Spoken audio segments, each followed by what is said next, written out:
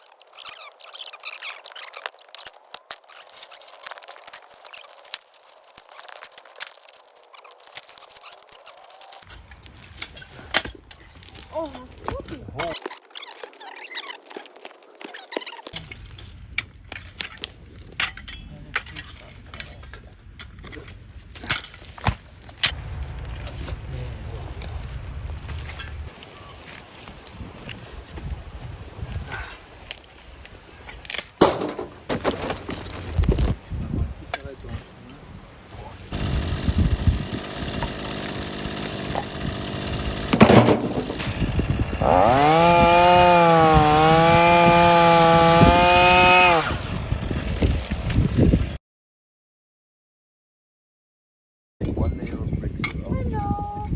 Yeah. Oh, Maybe not the fresh house. so nice to have you here.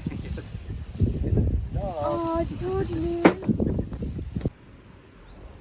He's not shy. I need some escape canoe.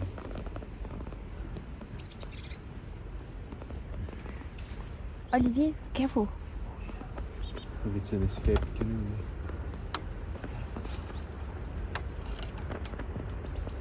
So we spent the last 2 days clearing the back garden, which is quite a bit of wilderness to tame, and therefore we took out a lot of privet that spread over the years and hooked itself very deeply into the ground. We took down some first young trees that were also growing a bit too wildly, a bit too dense. And we are making some space for our first greenhouse. So let's see what the day brings, how far we get. And don't forget to hit the subscribe button if you are curious about what's coming next. So here we are. You can see Archibald and Olivier standing there at the back of the garden. One of the parts which we have been clearing yesterday. There's a lot of heaps all around. A lot of rubble that was cleared from the ground. There's a heap of the ligustrum and shrubs that were the privet, and some bushwork that had to be removed. So among others, what we found here are some traces of some former cable cars which were running here all along the field to transport the mining residues, the salt, overland, over the field here.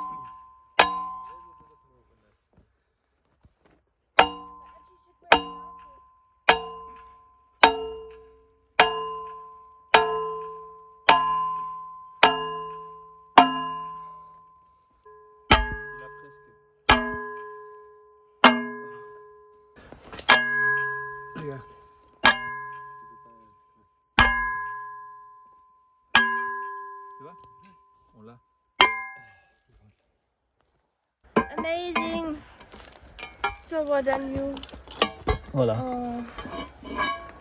As you can see, I haven't been part of this at all, but this is the last piece of skeleton that will remain in the ground. I don't know if that will be for eternity, but at least for as long as we will be here, because it is way too deep into the ground and there's been a lot of digging, a lot of destructing the concrete around it, and a lot of cutting to get that beam not out but less in the ground. So we gave up. I don't know if we gave up halfway, quarter way, three-quarter way, but basically we gave up. But it should not impact whatever we want to grow here, considering we have at least 1/2 meter of soil covering this up, and it's not worth wasting more time on it, I believe. To be continued tomorrow with beam number 2. There we go. See you tomorrow.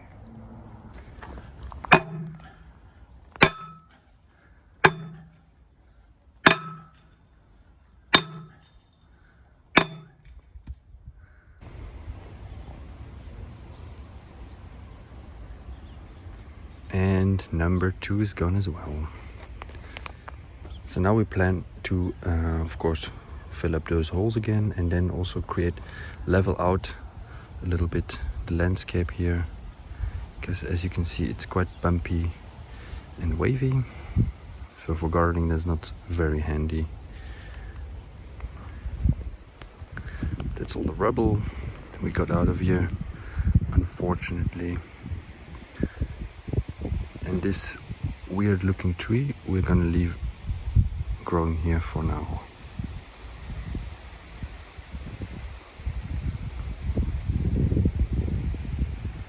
Actually, we knew from archival plans that there was some sort of wastewater treatment wells in the ground, and we've just bumped on the first of those wells, which I can show you now.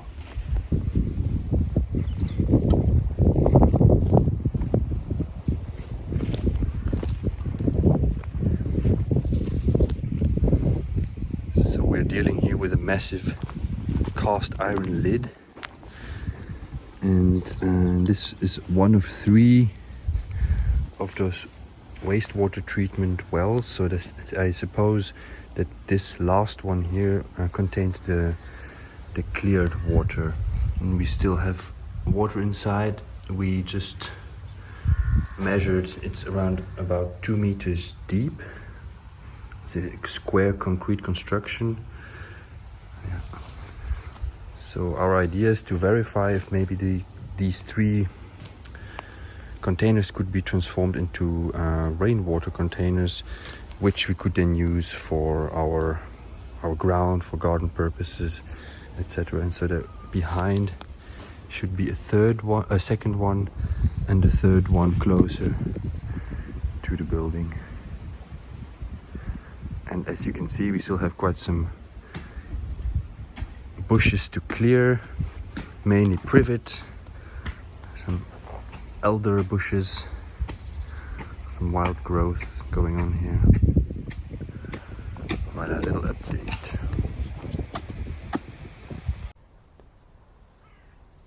So that's how far we've gotten, and I'm making a little summary here to explain what all these heaps are about. Because after clearing up, now we're left with a whole bunch of heaps. So we have a heap there which are mainly privet roots that we've pulled out of the ground, because otherwise it keeps on coming back. Then here we have a heap of rubble. That's rubble coming from the foundations of those steel beams that were sticking out of the ground there, as well as lots of stones and bricks that we found just all over the part that we cleared there in the back. Some of those bricks are still useful. That's the stack here. Here we have some branches that are still good to be used as firewood, and then here we have a whole bunch of roots that were just laying around. Someone must have thrown them on a heap, so we put it on a new heap. And we will see if we can compost part of it, or maybe also still burn part of it. And here we have a whole bunch of nettles that we threw on a heap, as well as a bit of this stuff that's growing here. Some farmer has been sowing for years here some alfalfa, some lucerne, and yeah, we are kind of clearing it a bit up, and then we throw it on a heap. And then here we have a heap of larger branches of the trees that we've cut off, and some that already started chopping up. And here we're left with an enormous heap of branches, mainly privet and some elder. So now the question is, how are we going to get rid of those heaps? Ideally, we'd like to shredder it all up, because we can use this shredded wood in the garden. But that costs money. We have to see when and how we do that. The same for those privet roots and other things. This of course is firewood, so no problem.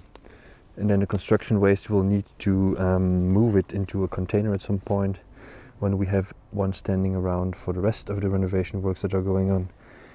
Here we're needing to level the ground a little bit after having taken down these foundations. And there where you see this root laying is where we'd like to set up the greenhouse. Further clearing is still necessary here in the back, so that's how far we've gotten, and it needs to continue there until we reach the house. Some of those trees and bushes we want to keep, because they have of course also their own character. They've been growing here for years, and yeah, I mean, some of it is just beautiful, but others we take down, either because they're dead already or because they're growing a bit too wildly here. There you see the building, and voila. And here we've started planting. So this is gooseberry bush. We've been planting a bunch of gooseberries, as well as some black currants, red currants.